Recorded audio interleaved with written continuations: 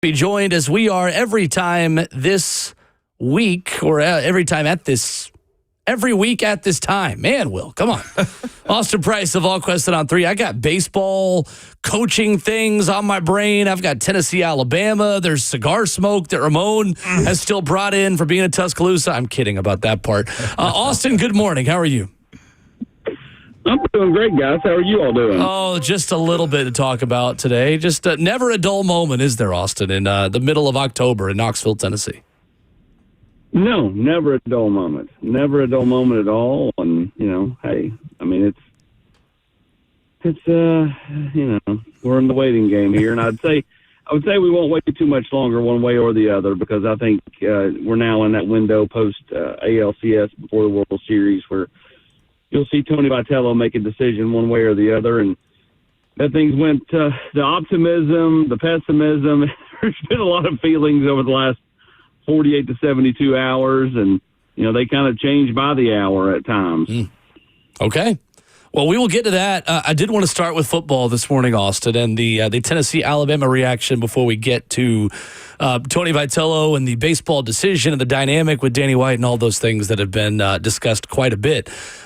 Because the third Saturday in October was played after this news originally came out. And Tennessee, Austin, it feels like if you had told fans the final score and told you what the result would be, they wouldn't have been shocked. But then the way the game went, it's kind of disappointing how they got there, right? What stands out about the way this went for Tennessee, and what do you think disappoints Josh Heupel the most about the way his team played on Saturday night? I think he looks in the mirror, and I think he's disappointed in himself. I think he's disappointed in the execution of players. I think he's disappointed in the overall game. I mean, you outgained Alabama through the air on the ground, which means you outgained them overall. Alabama was 2 of 7 on 3rd and long. If you told Tennessee fans going in, Alabama's going to be 2 of 7 on 3rd and long, you'd have said, all right, we'll take that. That means we're getting off the field an adequate amount. And that's how, Tennessee fans have felt. Like if you felt like if you could get off the field, not all the time, but just some of the time, and Tennessee's offense continues to produce, you're going to have a real shot to win the football game. You did a lot of that, and you lost by 17. Why? Because you had a 14-point swing, or at least a 10-point swing, depending on whether you scored a touchdown or kicked a field goal at the end of the first half, and then the pick six.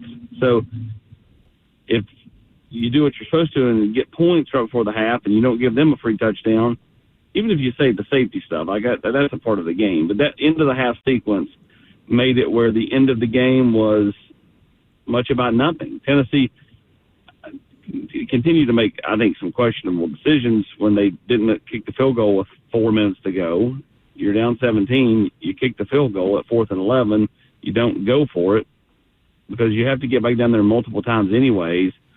Stay in the game. Stay in the game. If you kick the field goal there, you got your stops using your timeouts, then, there at the end, you would have at least been trying to score a little bit more hastily in an effort to potentially put yourself in a position to kick an onside kick and maybe pull a Hail Mary. Again, all that's small percentages to try to win the football game, but at least it keeps you in it. When you didn't kick the field goal, it took you totally out of it.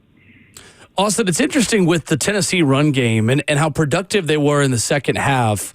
It felt like Tennessee went away from the run too much in the second half when it was working. And I know the play specifically before the fumble over Joey Aguilar's head, you can see Josh Heupel frustrated on the sideline, A, because somebody's not blocking on a wide receiver screen, but B, because maybe Deshaun Bishop had just broken a 20-yard run, and then you pass the ball right after that. You don't stick with the run. How much of that in your mind, Austin, is Josh Heupel or Joey Halzle decisions and calls, or how much of that in the second half was Joey Aguilar thinking it was a heavy box and throwing when he could have handed it off in an RPO type of play call? Yeah, I mean, it's hard for me to think that Coach Heupel was frustrated with the decision the decision to throw it after the run, because at the end of the day, as he points out on a routine occasion, he's the ultimate decision maker on offense. He knew what was being called. If he didn't want to do that, he could have overruled it. So I think probably more frustrated with the lack of blocking. Felt like maybe something was set up there, and the inability to block for the man in front of you, probably hurt that play. And then, of course, the bad snap, the miscommunication there, it just derailed it. And then they tried just to get it back around field goal range, which would have, again, cut it to a one-score game had, to get in the field goal range and Max Gilbert made it and Mike Matthews dropped the ball. It was a calamity of errors on that drive. But Tennessee's done that multiple times in recent weeks where they got a sudden change turnover and didn't take advantage of it. So I think ultimately, this is Joey Halsley, Josh Heupel, Seth Luttrell, Alec Allen, all those guys talking during the course of a game, and they make decisions. But ultimately, it's Josh Heupel's decision. As he points out, he's the OC. Joined by Austin Price of VolQuest's and On 3. Also, did he walk you through on that particular play, the pick six, the mind setting to getting into that set with heavy guys and no timeouts? It was either you couldn't run the football unless you were just going to say, we're going to beat guys up at the line of scrimmage.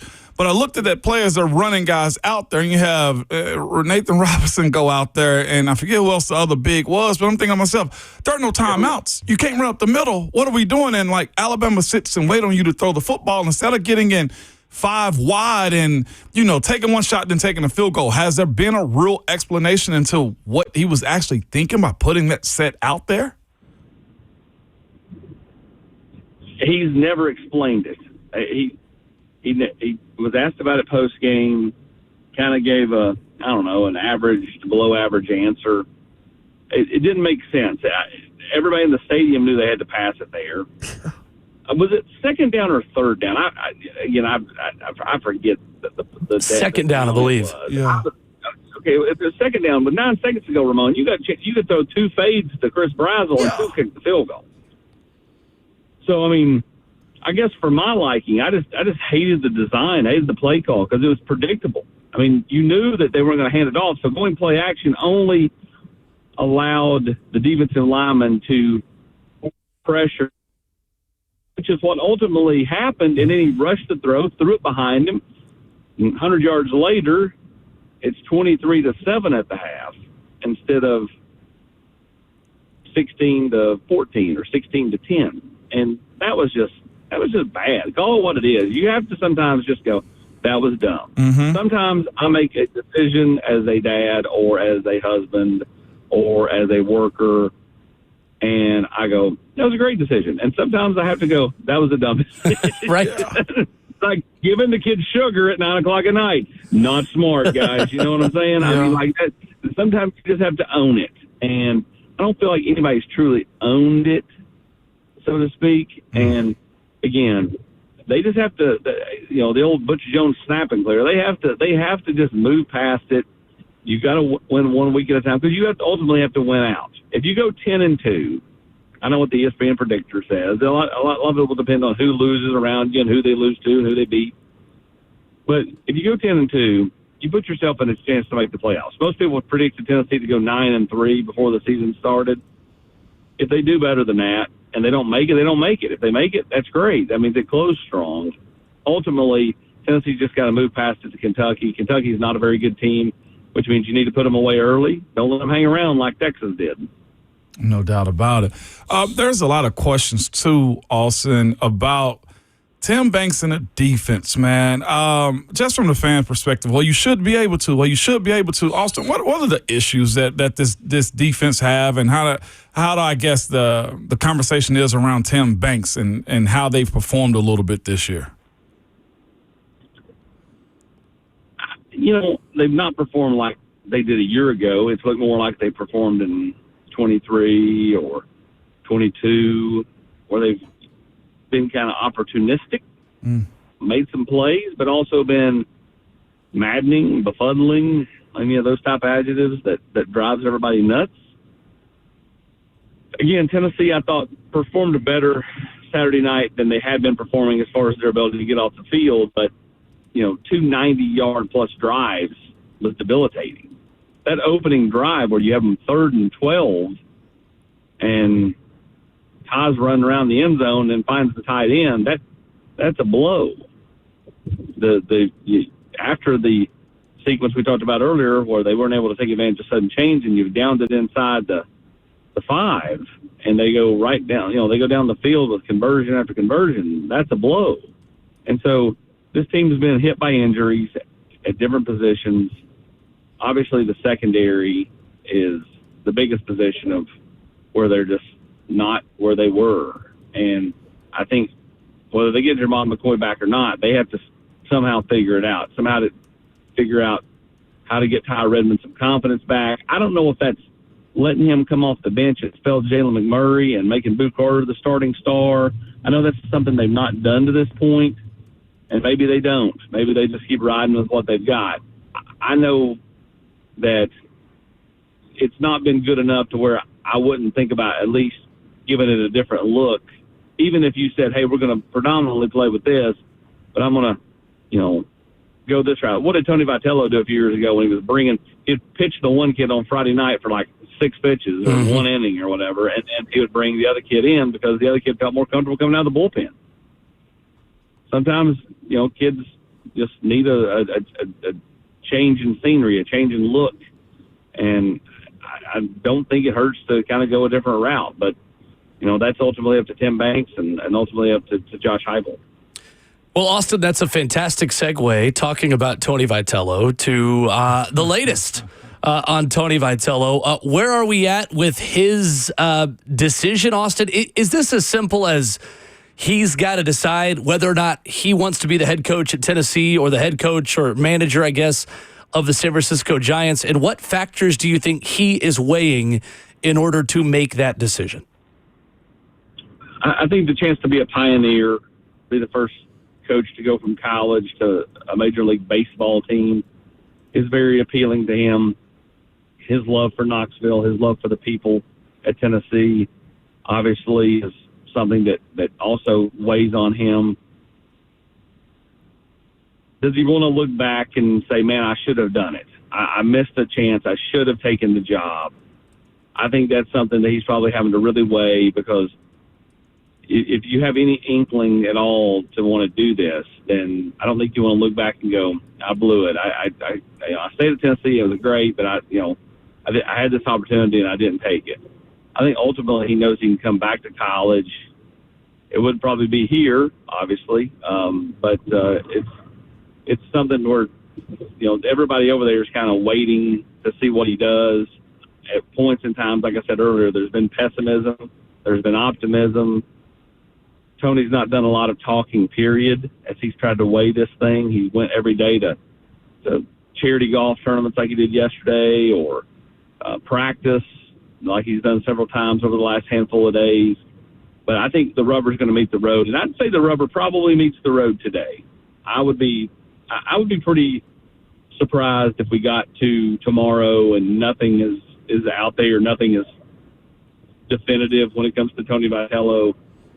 Again, I think this has ultimately got to be something that Tony decides one way or the other. And like I said, it's kind of been a little bit all over the map the last 24 to 48 hours.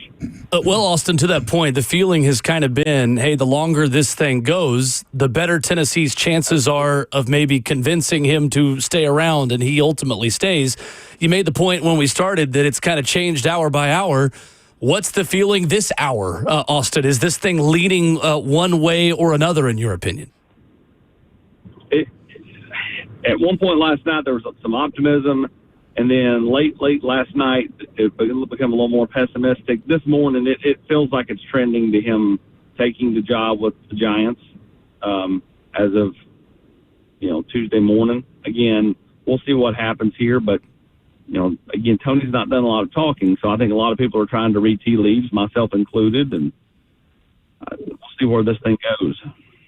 Austin, there's a couple things that go into it. One, if he does stay, it's probably pay increase for him and his staff. He's already the second highest paid college baseball coach.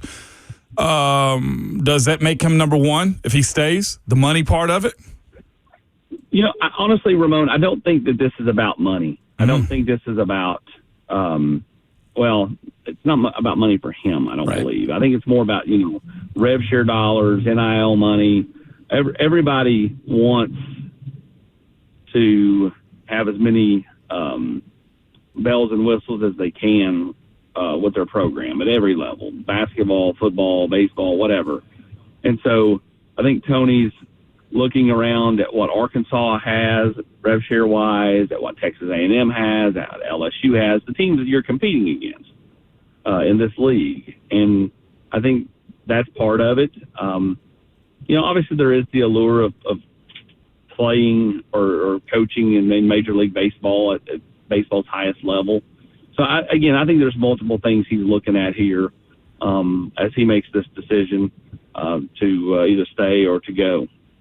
Austin, for the first time in his tenure at Tennessee, Danny White has looked at like a villain. I've seen the conversation on social media, message boards, that if this doesn't work, it's because of Danny White. What's the truth or conversation behind this scenario, what the university presented with? Yeah, obviously everybody's seen the Jared Dickey post on X last night that he then deleted. And it, of course, was screenshot and has been posted on all the Facebook platforms and back on Twitter and everything else. Ultimately, I think Danny has been supportive in terms of raises and in terms of salary pool for his coaches, in terms of building a stadium that needed to be redone, whether Tony was here or not, to be honest with you. I don't think the two of them, as I said last on the message board, are buying Christmas gifts for one another. But, that goes for a lot of ADs and coaches. There's a lot of ADs and coaches that don't talk every day.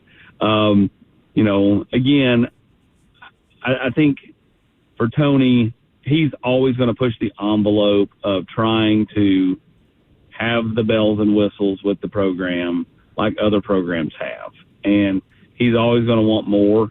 All coaches do. If you tell Josh Heupel that his rev share number is $30 million, he's going to want 35. Same thing with Rick Barnes or Kim Caldwell or whoever. They're always going to want more because it always grows. And so it's constantly changing. So I think I get why there's going to be some frustration because, listen, at the end of this day, and if this is the day that the decision's made and he leaves, it's a blow for Tennessee fans because I think Tony's value is more than what the revenue brings in for the baseball program or loses for the baseball program. His ability to resonate with fans, to get them excited, to be a man of the people. What Bruce Pearl did here in the mid-2000s, he's taken that, the whole going to the cafeterias on campus and standing on the tables and getting everybody excited. He's done that in the community. He's made Tennessee baseball a thing. Tennessee baseball went to the College World Series a handful of times under Rod Delmonico. It was never a thing. It's a thing for the casual fan with Tony Vitello, and he's such a man of the people. It'll be a blow, and for fans, they're going to be looking for somebody to blame. I get where that naturally turns to Danny. I would also tell you that he's not going to Texas A&M or Arkansas. If he leaves, he's going to Major League Baseball, which is, what a compliment to be the first ever college coach to do this. So I don't think it's apples to apples as far as he's not leaving for another college job. So I think you have to look at it in perspective. But yes, it's a huge blow to Tennessee baseball if he leaves. So Austin, you mentioned revenue share, coaches and facilities. Is somebody getting more to him that he doesn't feel is justified, like Kim Caldwell and the recruiting class that she has and the push that's been behind her, if we're talking about revenue sharing for recruiting?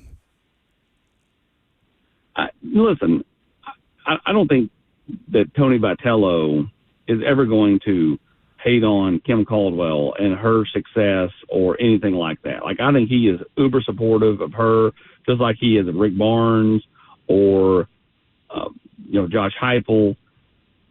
They all want more. I don't know what her rev share number is compared to what it was a year ago.